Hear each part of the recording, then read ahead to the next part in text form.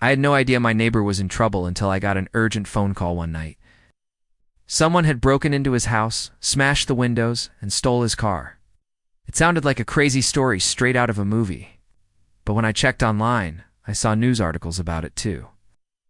The police were baffled and couldn't figure out who would do such a thing. And now they wanted me to help them solve the mystery. I couldn't say no. It turned out that the only witness in the neighborhood saw a man matching my husband's description running away from the scene. My husband Michael was tall and muscular with short brown hair and green eyes. He always wore simple clothes like jeans and t-shirts. The witness said he looked like a construction worker or something. The police believed it could be a random robbery.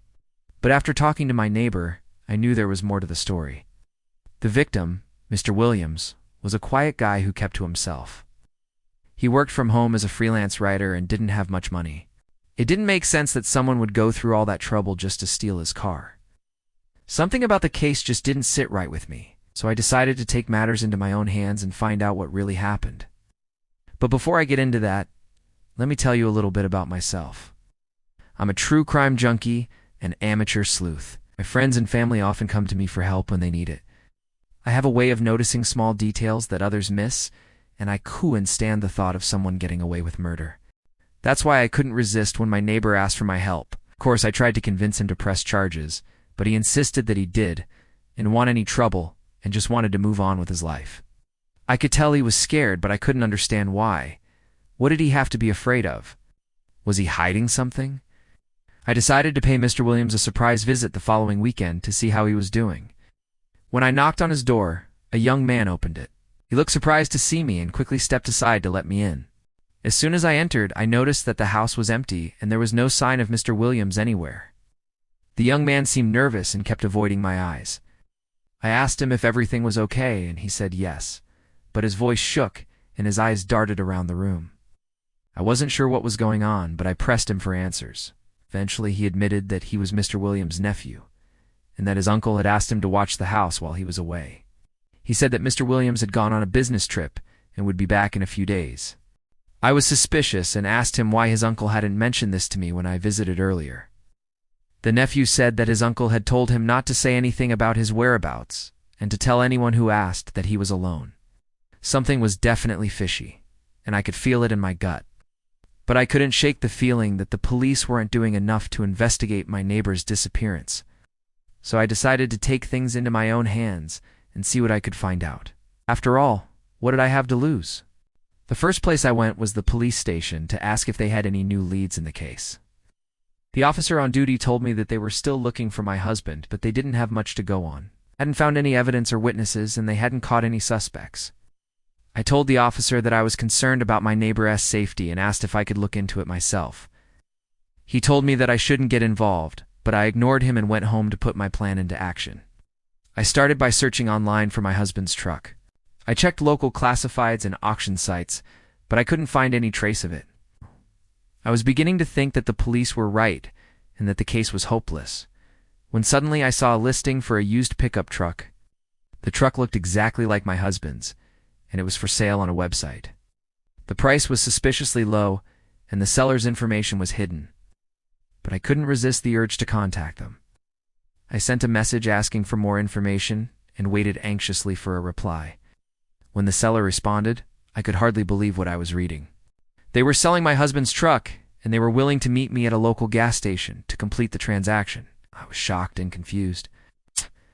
Why would my husband sell his truck without telling me? And why would the thief bother meeting me in person? I decided to play along and see where it would lead. I arrived at the gas station early and parked my car around the corner. I was nervous and kept replaying possible scenarios in my head. What if the seller was dangerous? What if they tried to hurt me? I took a deep breath and tried to calm down. I had to be smart and careful.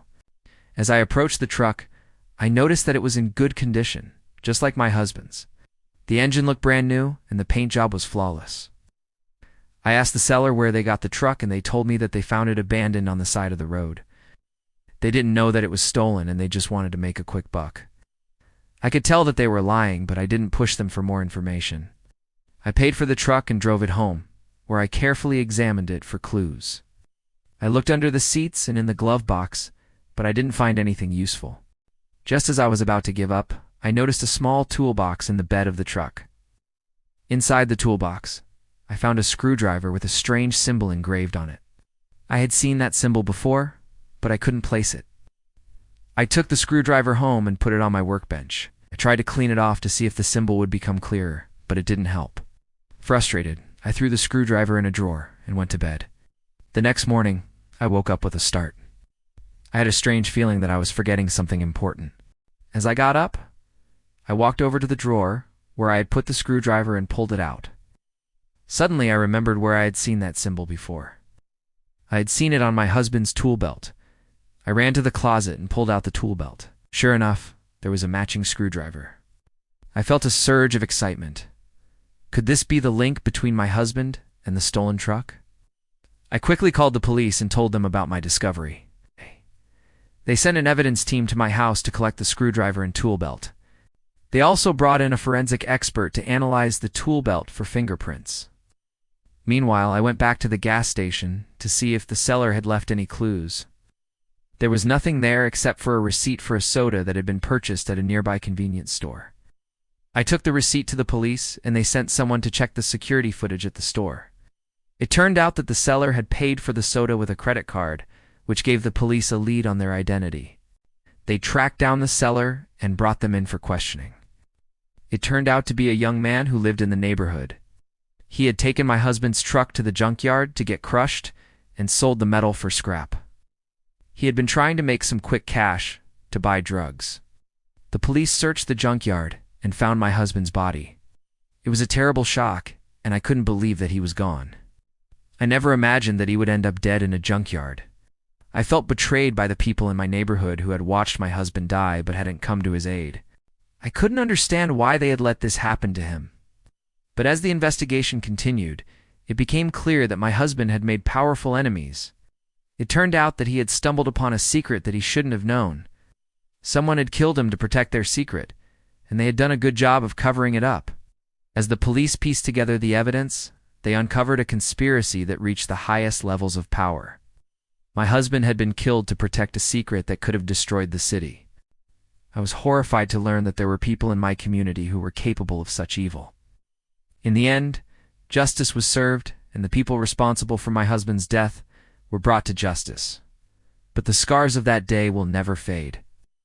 Losing my husband was the most painful thing I've ever experienced. And, well, never forget the fear and uncertainty that gripped me during those dark days. If you enjoyed this thrilling tale of mystery and suspense, then stay tuned for more gripping stories. Remember to hit the like button and subscribe for more updates. Your support means everything to us. Don't forget to share this video with your friends and family for a night of spine-chilling entertainment.